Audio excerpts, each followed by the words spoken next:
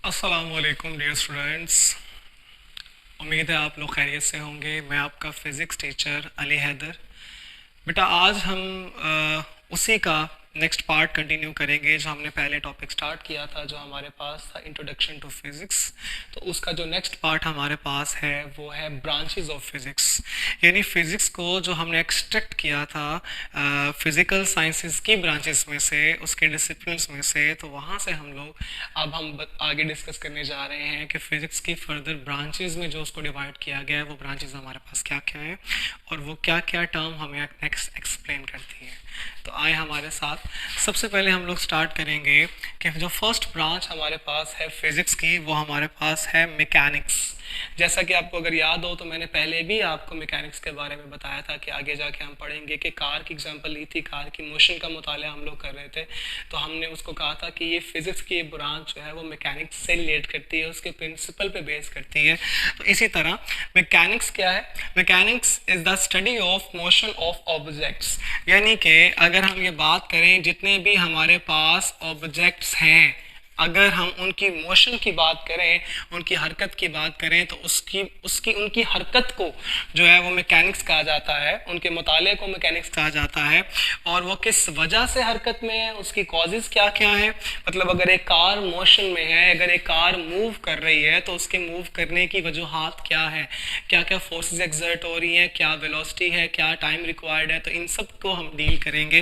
तो हम कहेंगे कि वो हमारे पास कॉजेज़ भी इसका हिस्सा हैं और उस मोशन के क्या क्या इफ़ेक्ट्स हमारे सामने आ सकते हैं, तो हम उसको कहते हैं, वो हमारे पास कहलाती है मैकेनिक्स। सेकेंड ब्रांच की तरफ चलते हैं जो कि हमारे पास हीट है। और नॉर्मली आप ये जानते हैं बात कि हीट जो है वो एनर्जी को बेसिकली कहा जाता है। और हीट ऐसी एनर्जी होती है, आप उसके बारे में जानते हैं, जो एक बॉडी से दूसरी बॉडी की तरफ उन दोनों बॉडीज़ के इंटरनल कॉन्टैक्ट की वजह से, आपस में कॉन्टैक्ट की वजह से ही वो एनर्जी ट्रांसफ़र होती है। सो जो है वो अगर हम बात कर लेते हैं फर्दर हीट क्या है हमारे पास, तो heat it deals with the heat क्या है हमारे पास, it deals with the nature of heat. Nature किस तरह की है हीट की, किस तरह की नोयत रखती है। और modes of transfer of heat, modes का मतलब हम ये लेंगे कि किस किस वेज में हीट ट्रांसफर होती है, किस तरह से, किन तरीकाकार से हीट ट्रांसफर होती है। कुछ नंबर ऑफ वेज मैं आपके सामने डिस्कस कर लेता हूँ, like conduction, conduction, convection, convection and radiation. ये हमारे पास कुछ वेज हैं जिस फॉर्म में जो है वो हीट ट्रांसफ़र हो सकती है। और उसके अलावा हीट के ट्रांसफ़र के इफ़ेक्ट्स क्या होंगे, असरात क्या क्या होंगे, इन सब के मुताले को जो है वो हीट कहा जाता है। फर्दर अगर हम लोग बात करें तो फर्दर हमारे पास है साउंड। साउंड नॉर्मली जिसको आवाज़ कहा जाता है, आप लोग उसके बारे में जानते हैं। तो what is sound? Sound it deals with the physical aspects of sound wave. चूँकि साउंड इज़ अ वेव, तो हम कहेंगे उस साउंड वेव के जितने भी तबई पहलू हैं, मतलब जो माहौल से रिलेट करते हैं, उन सब के मुताले को जो है वो साउंड कहा जाता है। और उसके अलावा साउंड की प्रोडक्शन किस तरह से हुई है, साउंड पैदा किस तरह से हुआ है, साउंड की प्रॉपर्टीज़ क्या क्या होंगी, साउंड प्रॉपर्टीज़ मीन टू से साउंड की खसूसियत क्या, और कहाँ कहाँ हम उसको इस्तेमाल कर सकते हैं, वो तमाम के तमाम उसकी एप्लीकेशंस को भी हम सिर्फ किस में डिस्कस करते हैं, साउंड में डिस्कस करते हैं। फर्दर अगर हम लोग बात करें तो लाइट हमारे पास क्या है? Light it deals with the physical aspects of light. मतलब अगर हम लाइट के तबई पहलू को डिस्कस करें, जैसे हमने साउंड के तबई पहलू को डिस्कस किया था, तो रोशनी जो हमारे पास है उसके फिजिकल एस्पेक्ट्स की स्टडी को भी हम लाइट कहते हैं। लाइट की प्रॉपर्टीज़ क्या क्या होंगी, खसूसियात क्या क्या होंगी, लाइट को हम किस तरह से इस्तेमाल कर सकते हैं, उसकी वर्किंग क्या होगी हमारे पास, and the use of optical instruments. अब यूज़ ऑफ ऑप्टिकल इंस्ट्रूमेंट्स अगर हम लोग बात करें तो ऑप्टिकल इंस्ट्रूमेंट्स हमारे पास बेसिकली होते हैं जिनमें शामिल है हमारे पास लाइक लेंसेज, आप उसके बारे में जानते हैं। लेंसेज के अलावा जो मिरर्स होते हैं, ये तमाम के तमाम हमारे पास कहलाते हैं ऑप्टिकल इंस्ट्रूमेंट्स।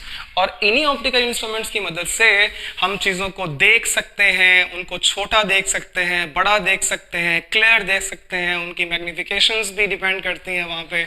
सो इस तमाम चीज़ों को हम लाइट में ही डिस्कस करते हैं। फर्दर अगर हम लोग बात करें तो फिफ्थ हमारे पास जो इसकी ब्रांच है वो है इलेक्ट्रिसिटी एंड मैग्नेटिज्म। इलेक्ट्रिसिटी और मैग्नेटिज्म दो डिफरेंट टर्म्स हैं। इलेक्ट्रिसिटी बेसिकली हमारे पास डील करती है इलेक्ट्रिक चार्जेस के साथ, और वो चार्जेस अगर हम बात करें तो स्टडी ऑफ चार्जेस, हम इसके अंदर चार्जेस की स्टडी करते हैं, चार्जेस की स्टडी करते हैं, उसका मुताला करते हैं। लेकिन किन चार्जेस का? वो चार्जेस जो रेस्ट पर हों या वो चार्जेस जो हरकत कर रहे हों। तो चार्जेस जो रेस्ट पर होते हैं उसको भी इलेक्ट्रिसिटी बेसिकली कहा जाता है, लेकिन उसको स्टैटिक इलेक्ट्रिसिटी का नाम हम देते हैं, क्योंकि वो स्टैटिक का मतलब होता है स्टेशनरी, रुके हुए, और जो मोशन है, हरकत करते हुए चार्जेस हैं। और हरकत करते हुए चार्जेस के बारे में तो आप लोग जानते हैं कि जो हमारे रोजमर्रा जिंदगी में इस्तेमाल होने वाली लाइट है, जो इलेक्ट्रिसिटी है, जो बिजली हम लोग इस्तेमाल करते हैं, वो सारे के सारे चार्जेस कौन से होते हैं? वो होते हैं मूविंग चार्जेस, वो चार्जेस जो मोशन में होते हैं। फर्दर अगर हम बात करें तो इसी इलेक्ट्रिसिटी के इफेक्ट्स हमारे पास क्या क्या होंगे, असरात हमारे पास क्या होंगे, और उनका रिलेशनशिप मैग्नेटिज्म के साथ। मैग्नेटिज्म क्या होता है? मैग्नेटिज्म होता है हमारे पास, आपने मैग्नेट के बारे में तो आप लोग जानते हैं। मैग्नेट जिस तरह चार्जेस के बारे में आप जानते हैं कि चार्जेस के सराउंड में जैसे पॉजिटिव और नेगेटिव चार्ज एक दूसरे को अट्रैक्ट करते हैं, इसी तरह आप मैग्नेट्स के बारे में जानते हैं कि नॉर्थ और साउथ पोल मैग्नेट्स के एग्जिस्ट करते हैं। तो नॉर्थ और साउथ पोल ऑपोजिट पोल्स होते हैं, तो उनके दरमियान इनकी जो अट्रैक्शन की वजह बनती है मैग्नेटिक फील्ड लाइंस, और उन मैग्नेटिक फील्ड लाइंस जो नॉर्थ और साउथ पोल के दरमियान में एग्जिस्ट करती हैं, उन मैग्नेटिक फील्ड लाइंस को हम मैग्नेटिक फील्ड कहा जाता है, और इन सब की जो स्टडी को हम मैग्नेटिज्म कहते हैं।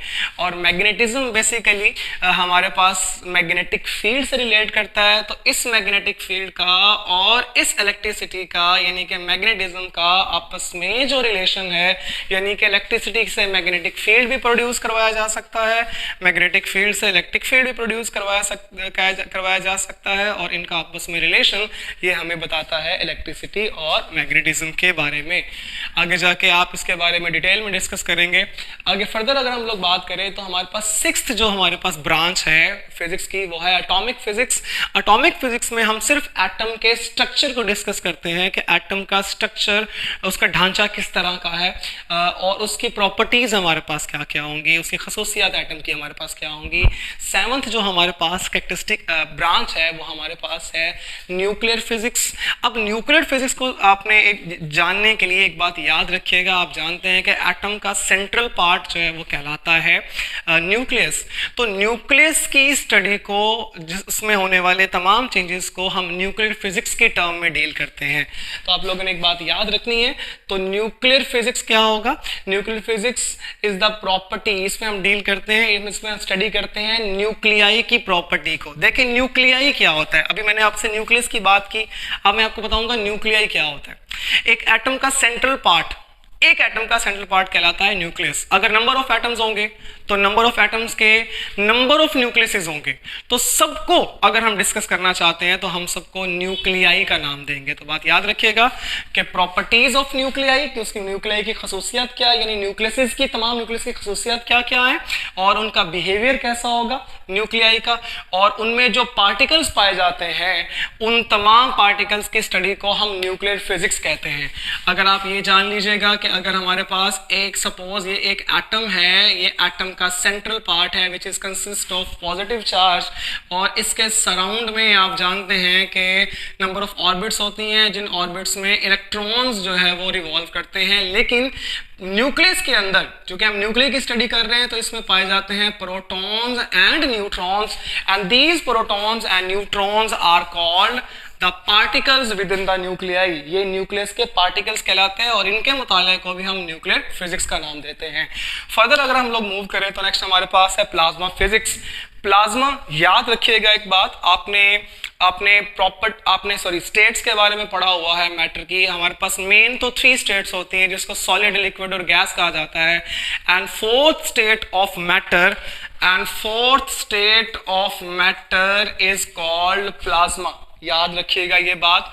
तो ये कैसे बनती है, इसको आयनिक स्टेट कहा जाता है। आयनिक स्टेट यानी आयंस के फॉर्म में ये स्टेट बनती है, और इसके बनने की, इसके प्रोडक्शन के मुताले को हम प्लाज्मा फिजिक्स कहते हैं।